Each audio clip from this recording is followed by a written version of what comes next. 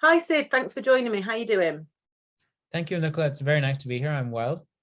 Good, good. Thanks That, for good. having me. That. Can we just start by, could you tell us a little bit about what you do and how long you've been doing it? Because I know you're a founder of your own business. Yes, that's right. So I founded a company called humanery.com, which is a two-sided marketplace that brings together the best quality brands for men's grooming products into a single platform, and then connects consumers that are looking for good quality men's grooming products, whether that's your skincare, hair care, maybe some fragrance, bath and body products across a wide variety of brands. And we've been doing this now for just over a year. Mm-hmm. And we're online only, started at the tail end of the pandemic in 2021. Yeah. So remote first company, small team, looking to grow really fast, raised a small amount of venture funding to build out this marketplace. And yeah, so look, our aim is to get better quality, higher quality grooming products in the hands of men, and so that they can stop putting the rubbish that they get from the typical supermarkets and department stores, which unfortunately don't have the right level of care and consideration that goes into making good quality products for your skin and your hair. So yeah, and we're trying to you know promote this narrative that good quality self-care and investing in yourself ultimately is good for your long-term outcomes. So that's why we've created this marketplace to introduce these brands and products to men and get them into the habit of good quality skincare, hair care, grooming, and self-care. I had a look. It looks very impressive, and yeah, you can see the women's health skincare has already gone through that big boom like that, hasn't it? It And then has, yeah. there's not much for men, so that's, yeah, it's really interesting. Was that your background then, or what is your background in business? My background is I've been for the last 11 years, I've been in senior leadership positions at online marketplace businesses. So I'm actually not Right. from the world of beauty and personal care. Okay. Before I launched Humanary, I was at a company called Just Eat. I was a senior director there. And then Yeah. before Just Eat, I was at Viagogo. And many, many years ago, I started my career actually in investment banking, in finance. So Right. my career has gone through different directions. And, for the last 11 years, I've been in this online tech and e-commerce space. And I started Humanary because it was a personal struggle. I wanted better skincare for myself, better hair care, and I struggled with traditional retail, beauty retail, because it was largely focused on the female consumer. Mm-hmm. Um, Anything to do with men was either very limited in choice, where you could only look at two or three different products and brands, and there was not much to offer. But Yeah. most importantly, there was also a complete lack of education and advice. Um, a lot of men, because of the way society has conditioned us and how we've grown up, we don't grow up with our households talking to us about, or our parents talking to us about skincare and grooming.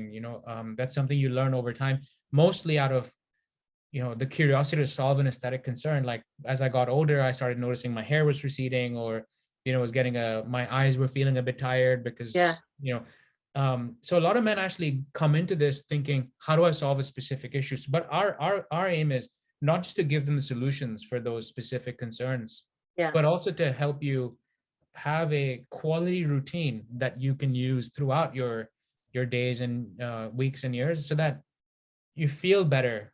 No, it's not just about looking good, I mean, which is of course a part of it, but mostly it's about feeling amazing and performing well throughout. And that's why I created this. So its background was taking all my business knowledge and applying that here in my own venture, to help people like me, basically, because I'm a user of my own platform. And what challenges have you faced as you've been starting this company and going forward with it? What's been the biggest challenges for you? There's been a lot of challenges, but we tend to view them more as learnings, because Mhm. with every setback, there's a lesson to be learned. And as long as we have enough cash to keep going and learning more and more lessons, we keep improving and we keep delivering on what we need to achieve. But honestly, the biggest one has just been the acquisition of the customer. Because once we acquire a customer, we actually are very good at retaining them. Because Right. a lot of men, when they come to us, frankly, even when women purchase on our platform to give gifts to men, we Yeah. find that they retain very well. They like the service, they like the experience, they found the content very helpful. The choice of products keeps growing every month. but the hard part is just getting people to that level of acceptance. Hey, I can go and buy the stuff for myself and help myself, because there is a cost of living crisis, and there are a lot of things that are going on around the world. But then how do you get someone to just focus and give a little bit of time to themselves in their skincare or their hair care or whatever that makes them feel good in common? So for us, the challenge has always been that. But thankfully, there's been a lot of learnings over the last 1 year about how to get that message across more effectively and acquire more customers. So it's been really fun. Just out of interest, you mentioned earlier a lot of big names in business that you've worked for in the past. Would there, in that time in your career, have there been any outstanding leaders or mentors that have really helped you along the way? Great question. 100%, of course. Yeah. Yes, I mean, there's so many. I cannot, it's hard to pick one name, but if I had to, one person was actually my boss at Just Eat. He was my line manager, a guy called Graham Corfield. He was then the global chief operating officer of the company of Just Eat. He's also an investor in Humanery, so we're still very close friends, and he's super helpful. I think if it's helpful, the two things that he does extremely well, that he has done extremely well, is he's an excellent coach. So he's very good at listening and observing, and therefore finding the areas that a specific individual needs coaching and help in, not overbearing in any way, and that the same formula, like he doesn't apply the same formula to everyone. And so he's been exceptional in that. It's been it's almost felt like it was curated for me when he was my manager and was coaching me. And the other thing that he does is he inspires. I mean, there are times where I felt like I believed less in myself and he believed more in me, and that's what got me out of whatever was holding me back. So yeah, those have been the two best things. Kept you going. I love it. Yeah. So what, during that, on that journey, what have you learned about yourself? What a deep question. Learn about myself. We'll go deep, and then we won't go so deep next. In what sense? So learn about myself. I mean, two things stand out. One, it's been about how I'm fairly impatient in nature, by nature, and that's partially to do with the fact that I have ADHD, but partially to do with sort of the conditioning I had early on in my career in investment banking. It was, the time frames that people are given in those jobs to complete things are typically very compressed and very short. So if that's your first experience as a professional, you sort of condition yourself. And so I have this sort of impatience. I've learned how to manage that over time, especially important to have done that remotely during the pandemic. Like, you have to be very patient and sort of give things time. And sometimes giving it a bit more time does create better outcomes. It doesn't always have to be super compressed. What else have I learned about myself during this time? Yeah, I guess I'll stick to that for now. Just the good one. Yeah. That's a good one. So you're in that, you're in tech, skincare. There's lots of things, lots of sort of growing industries there. What is most inspiring to you at the moment within sort of your industry? There are two trends that really stick out. One is this trend on sustainability.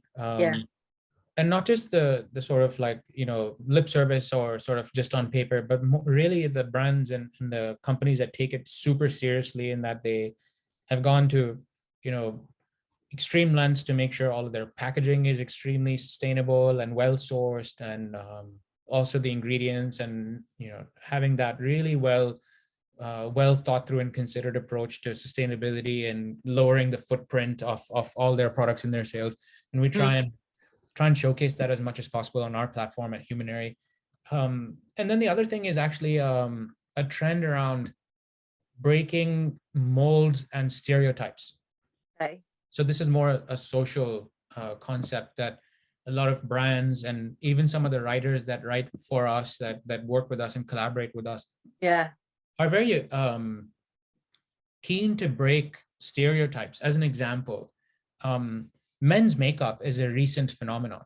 Right? I saw that on your site. Right? And more and more people should become aware of the existence of men's makeup, what it can do for you. Yeah. A phenomenal writer, Lee Kynaston, has written a piece on in our grooming journal about how actually men's makeup should also be part of your mental health kit. Why it can help you with potential confidence issues and boost your self-esteem. And so actually there's a lot of conversation in our industry about breaking stereotypes and moving the conversation forward, and society evolving, and not being held back by pre-existing norms and thoughts. And are you finding that there's a lot of interest for that on your site? Yeah, absolutely. There's a lot of interest, largely because by being online, it's a discrete experience, right? You're not being judged by anyone. It's not the same as shopping in a shop or in store where you're potentially worried about how you might be judged or perceived. It's sort of done at your own time and convenience. Yeah, there's a lot of interest, and a lot of men are thinking of that as a positive thing and want to engage in it further. So thinking about the business going forward, you said you're about to grow, you're growing fast. What do you see as the biggest challenge to that growth? As always, the biggest challenge to growth is always having the right team by your side, and making sure they have the space and the platform to keep delivering and growing and learning. As a young startup, I feel particularly interested in solving that problem, because finding good quality talent, keeping them engaged, but also inspiring them is probably the hardest thing, but it's also the most important thing, because without the right team, business doesn't go anywhere. I can't do it all myself, and I know that. What does your team look like?